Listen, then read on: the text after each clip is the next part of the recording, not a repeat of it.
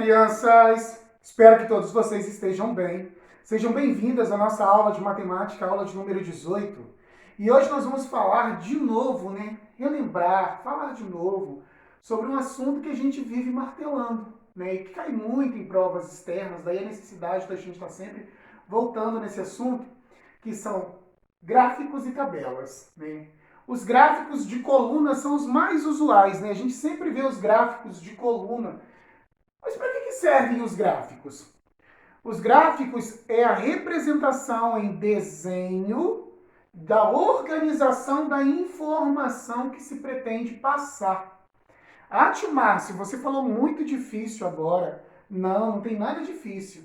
Veja um exemplo desse gráfico aqui dos lanches preferidos das crianças. Observe.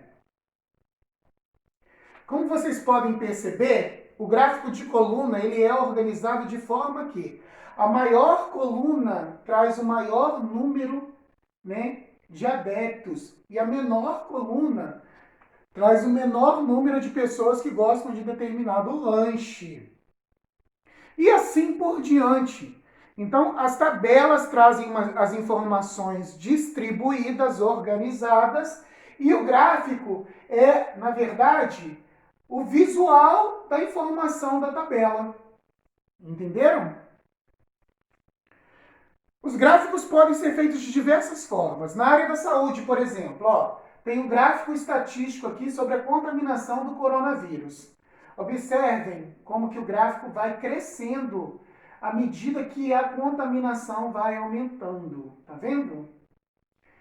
E também existe o gráfico, da redução de casos de dengue em um determinado período. Olha esse exemplo.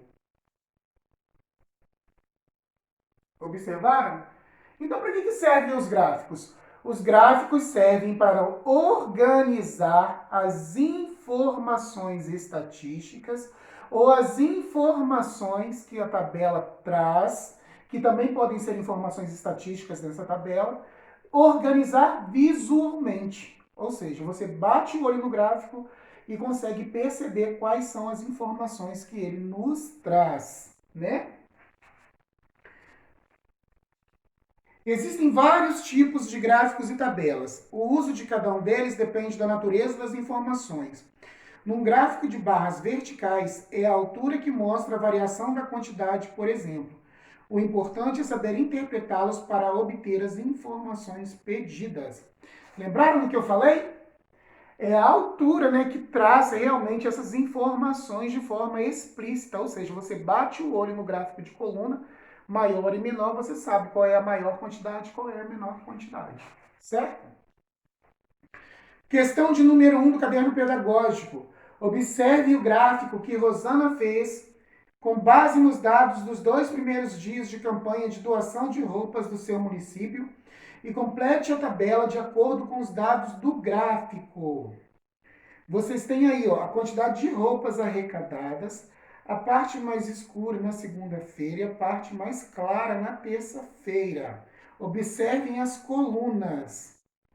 Quantidade de roupas arrecadadas na segunda-feira e na terça-feira. É só você olhar para a coluna da segunda-feira e para a coluna da terça-feira e completar essa tabela aí de acordo com a informação contida no gráfico. Letra A. Qual foi o tema da pesquisa de Rosana? Olha o tema lá em cima, é o título, crianças? Qual foi o tipo de roupa que teve a mesma quantidade de peças arrecadadas na segunda-feira e na terça-feira? É só olhar para as colunas que vocês conseguem observar de cara, tá? Quais foram os tipos de roupa cuja quantidade arrecadada na terça-feira foi o dobro da quantidade arrecadada na segunda-feira? Lembrando que dobro é o quê? 2 vezes, É multiplicação por 2.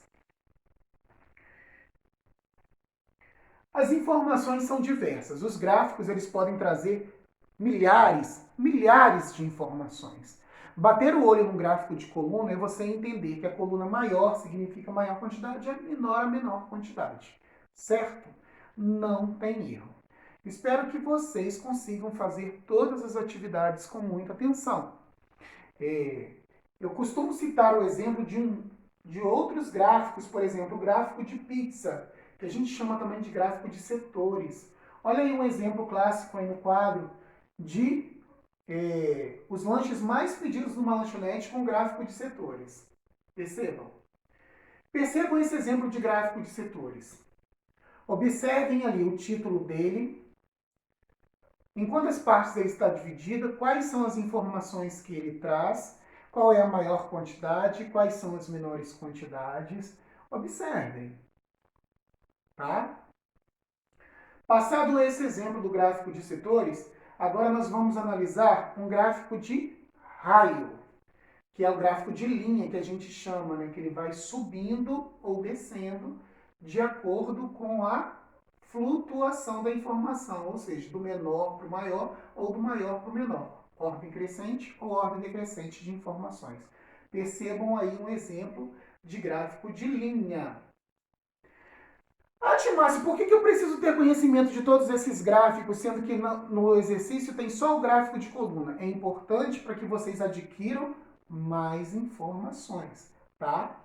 É claro que o gráfico de coluna é o mais usual, é o que as pessoas costumam usar mais. Mas a gente não pode deixar de lado e nem pensar que a gente não deve estudar os outros tipos de gráfico. Eles também são instrumentos importantes, também trazem informações necessárias e também caem em avaliações. Mas, né, na nossa realidade, para a nossa realidade, o que nós mais trabalhamos é o gráfico de colunas. Lembrando sempre que, para você não errar, bata o olho na coluna e veja coluna maior, coluna menor. Fechou aí? Faz o exercício molezinha, presta atenção nas informações que você vai conseguir interpretar numa boa, tá certo? Aguardo vocês na nossa próxima aula, tá joia? Até amanhã!